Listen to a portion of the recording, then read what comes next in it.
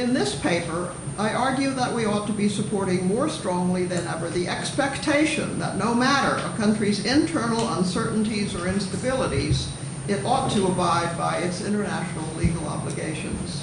And of course, that would include an expectation that the United States must do so also, even though there's a lot of opposition in the United States to that position. I had been very skeptical of international law, thinking that it just reflects the interests of the powerful and doesn't have a whole lot to contribute to thinking about the normative issues.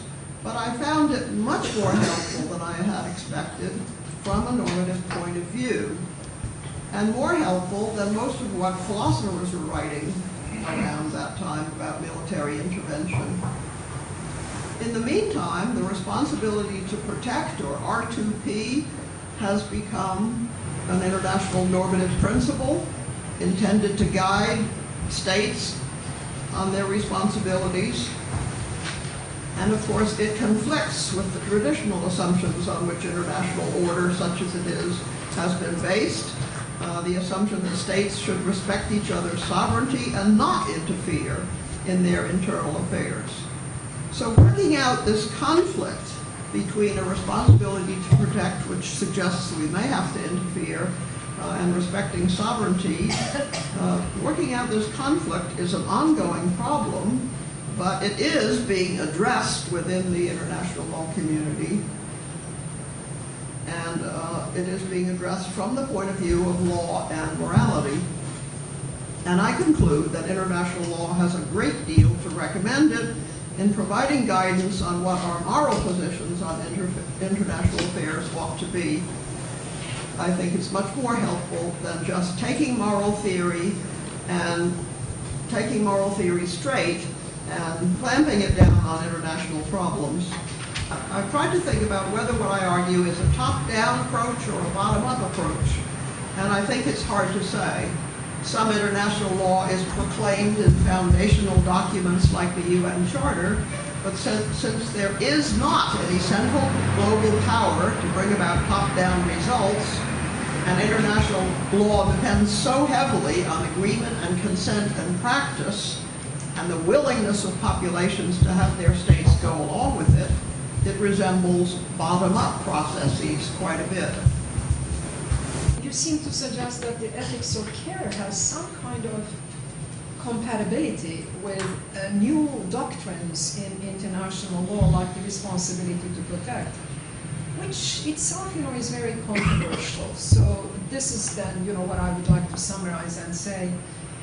Are you not basically, on the one hand, saying law is a limited domain from the perspective of care and interdependence and the perspective of the human infant, and not just the human infant, but everything that goes along with the activities of caring, which is more than just, mothering. It is also caring for the sick and the elderly.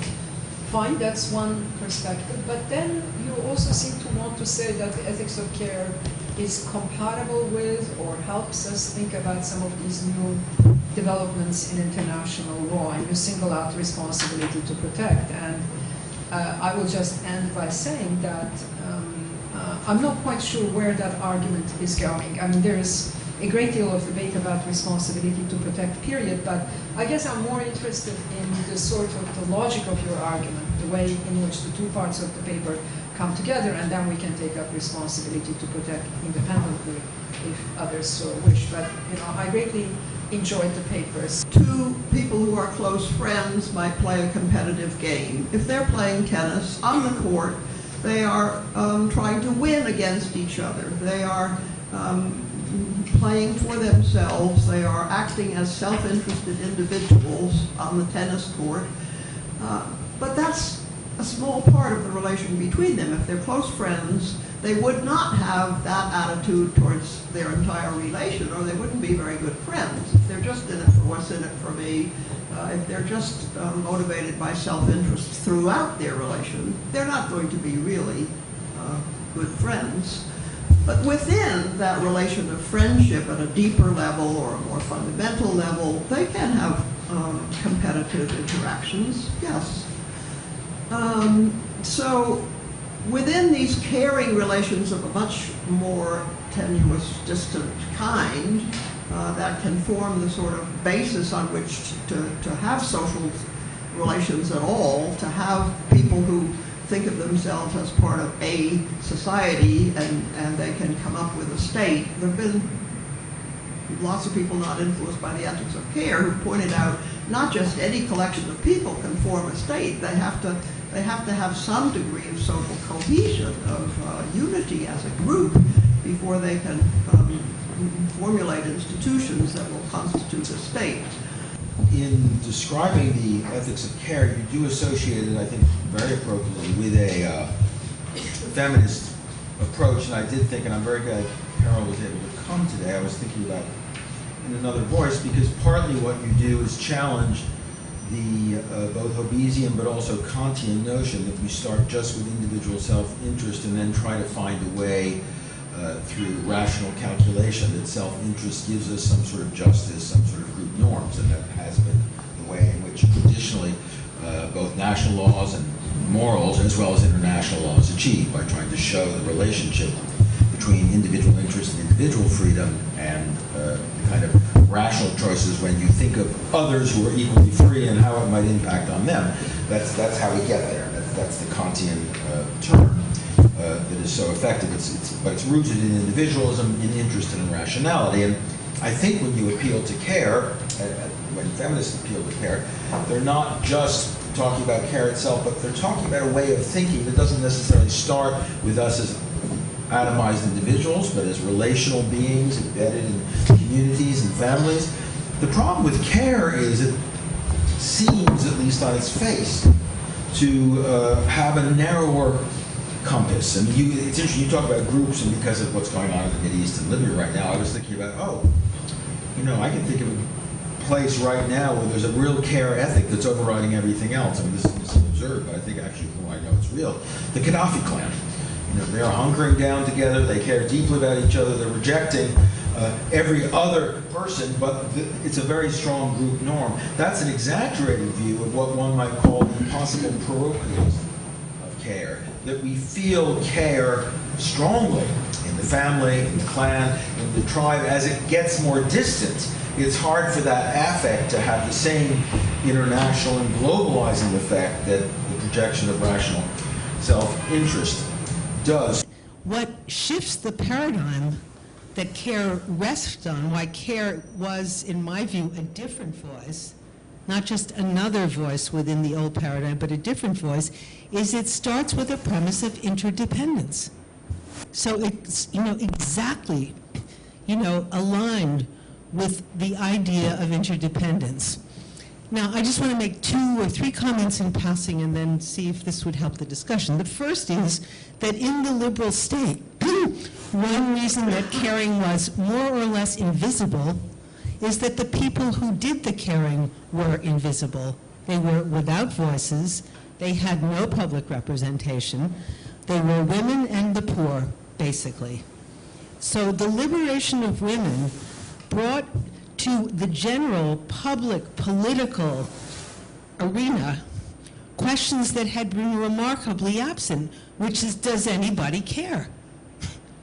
Because if not, the sort of extreme position is, we're not going to do it if nobody cares. And if we're going to do it, we're going to raise these issues on a societal, political, global, economic level. I think that one has to say that care and justice are not opposed values, and the individual considered as a right-bearing individual and the individual as a subject of care are not opposed values. There is absolutely no need as modern individuals, and also as modern men and women, for us to so segregate and segment ourselves also, to say one gender is associated with one point of view, which you are not absolutely doing. But I also am not ready to give up the language of rights and the language of politics. I consider that fundamental achievements of modernity. So whatever feminism we have has to be, you know, a feminism that is also true to those achievements. But I'm not either. And, this whole paper is on international law, which That's hardly right. talked about at all. Human rights are part of that. So I'm not suggesting that we can substitute this point of view of care for something like the respect for rights. But I am trying to deal with the problem of what are the implications and how do they fit together. In what I see in your work, this what I have read, which is opening up a problematic, not solving it, let's put it that way. But one way of thinking about it is opening conceptual ground or undisciplined ground to a disciplining, you know, because that comes back to the ethics. So it's not just the action of caring, it is actually finding a norm of sorts, right? Now, and it resonates with the work that I'm doing, which has to do with systems where the question of care doesn't appear. But I think there is a kind of a structural resonance between what you're saying and what I'm after. So for instance, in the environmental question, I mean, one way of putting it very succinctly is this rupture that we keep making, where the biosphere keeps circulating. Now we can think of this rupture as a cutting out of this caring norm. You know, so we restrict it just to the family or whatever, rather than trying to expand it globally or whatever it might be, or to other domains.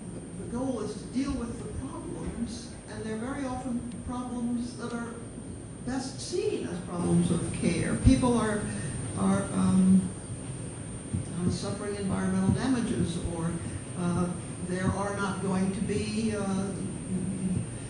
things that people need available to them, that kind of thing. So you can interpret them in terms of care, or, I mean, other language could be used, but it's certainly compatible with the values of care. If what we really want to do is prevent violent conflict, we could benefit from approaching it as a problem in public health and doing empirical research to discover the etiology of suicide, homicide, accidents, and warfare, and attempting to do more than just care for the victims, but I'd say something that goes deeper than care, and that is prevention. That is preventing people from being injured in the first place so that they don't need medical care. That is not I mean, that's, of course, an enterprise based on moral norms. That is on the norm that we place a positive value on human life and that we place a positive value on protecting people from death that's avoidable. But it can proceed in a much more empirical manner, and is not simply a question of kind of how should people live together, but rather how can people live together. That is, what principles and policies, social and psychological, sustain life and which ones lead to death. So far, what I've heard sort of the conversation being about are three entities: feminism, care, and interdependence. And it seems to me that these all have a common problem. And I would put it in the form of a question, what the problem is. Carol, you said it's a paradigm shift, and I totally agree with this fact. But how does one accomplish a paradigm shift? I mean, how do you do that? You know, I mean, I think this is a problem inherent, a continuing problem in feminism.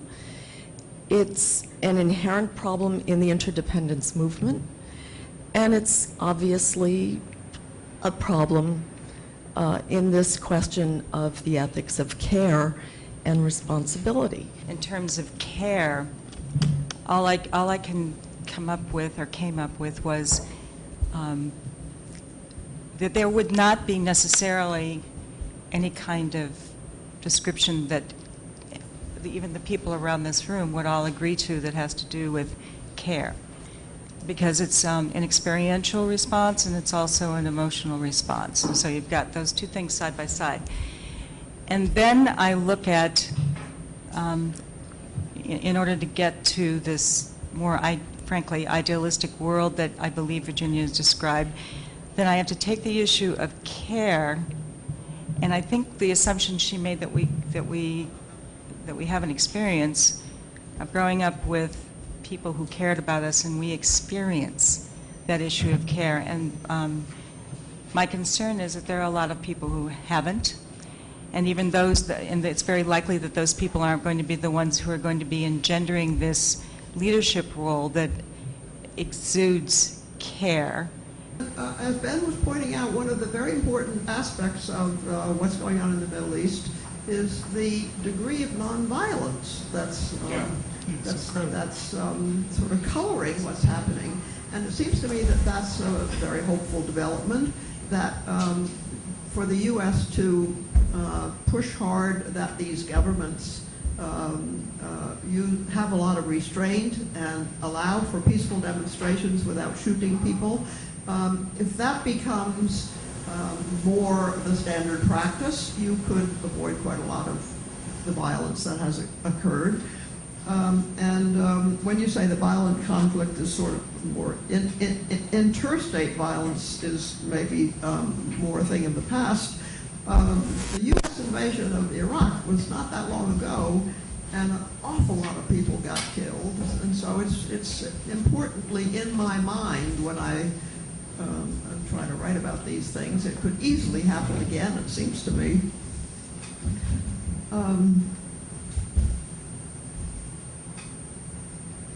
And to Leah's point about whether you use power to bring about this change, or you can use something like practices of care to try to influence power. I like the way Stuart put it, that it's not one or the other. They can reinforce one another. I think a certain amount of change has occurred in recognizing some of the considerations that an ethic of care would bring to the fore. I think one of the great advantages of the ethics of care is that it does not invoke religion, require religion. Everybody has experienced care. Everybody can get reflective about the values inherent in caring practices. Everybody needs care, and can see that from a moral point of view,